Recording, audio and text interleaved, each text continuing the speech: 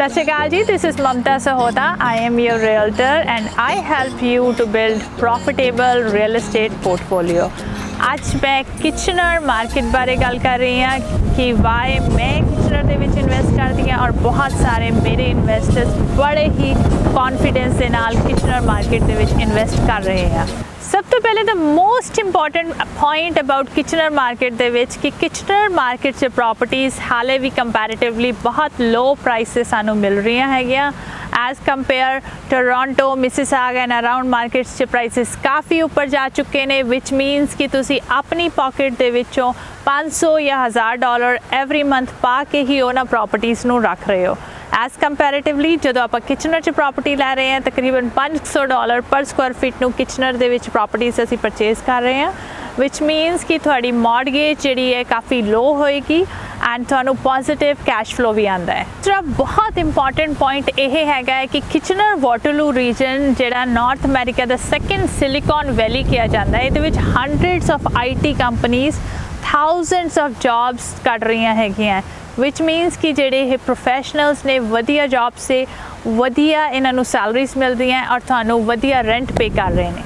तीसरा बहुत important reason है किचनर च इन्वेस्ट करने का यदि stable and strong economy. Kitchener ना कि सिर्फ एक इंडस्ट्री ते इत्थे बहुत सारिया इंडस्ट्रीज़ नाल दी नाल डेवलप कर रही हैं जिवें कि IT industry 2 universities and Conestoga college एक काफ़ी वड्डा एजुकेशन का हब बन चुका है नाल दी नाल इंश्योरेंस इंडस्ट्री ऑटोमोबाइल इंडस्ट्री तो थोड़ी जेडे टैनेंट होणगे थोड़ी जेडी इंडस्ट्री हैगी है is not depend on to one industry.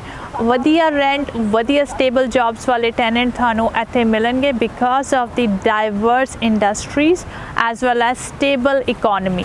Investment properties च नंबर्स बहुत इंपॉर्टेंट हैगे ने जो भी असी किचनर की मार्केट च देखी रहे हैं कि क्वालिटी टैनेंट मिल रहे हैं लो प्राइस से प्रॉपर्टीज़ मिल रही हैं क्वालिटी टैनेंट थानू हायर रेंट पे कर रहे हैं और स्टेबल जॉब्स के नाल अपनी प्रॉपर्टीज़ वधिया रेट ना एप्रीशिएट हो रही है। इस टाइम किचनर मार्केट 10% प्लस दे नाल कॉन्डो मार्केट जी है ग्रो कर रही हैगी है विच मीनस कि सानू वधिया टैनेंट्स नाल वधिया पॉजिटिव कैश फ्लो मिल रहा है as well as every year साड़ी प्रॉपर्टीज़ वधिया एप्रीशिएट हो रही हैं।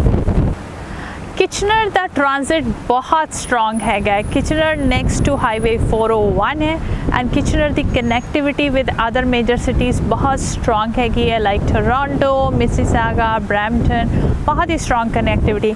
इनसाइड सिटी दे विच भी बड़ा ही स्ट्रॉन्ग ट्रांजिट सिस्टम है। First LRT in the region ने ईस्ट एंड वैस्ट एंड नू बड़ा स्ट्रॉन्गली कनैक्ट किया है वाटरलू एंड किचनर नू as well as G rapid busing service and GO station services they are very strong. So for information जो थानू वधिया लग रही है मेक श्योर तुसी चैनल नू सबसक्राइब ज़रूर करो और लाइक ज़रूर करो एंड अपने फ्रेंड्स नाल शेयर करो बिकॉज इस चैनल के उत्ते सारी इन्फॉर्मेशन होएगी for new immigrants as well as real estate properties and portfolio building के उत्ते।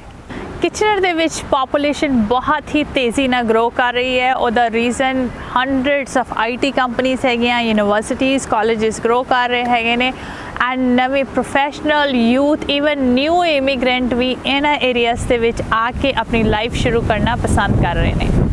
जे तुसी किचनर मार्केट च इन्वेस्ट करने की सोच रहे हो तो तुसी मैनू हुणी कॉन्टैक्ट कर सकते हो। मैं हाँ थोड़ी realtor Mamta Sahota. Always call me at 647 532 3000 और अगर किसी होर एरिया विच किचनर अराउंड GTA मार्केट दे विच प्री कंस्ट्रक्शन च इन्वेस्ट करना चाहते हो तो हमेशा मेरी वैबसाइट ते विजिट करो। ये उत्ते एग्जिस्टिंग हॉट प्रोजेक्ट्स और आने वाले दिनों विच आने वाले प्रोजेक्ट्स भी होंगे ने तो मेक श्योर तुसी उत्ते सब्सक्राइब ज़रूर करो।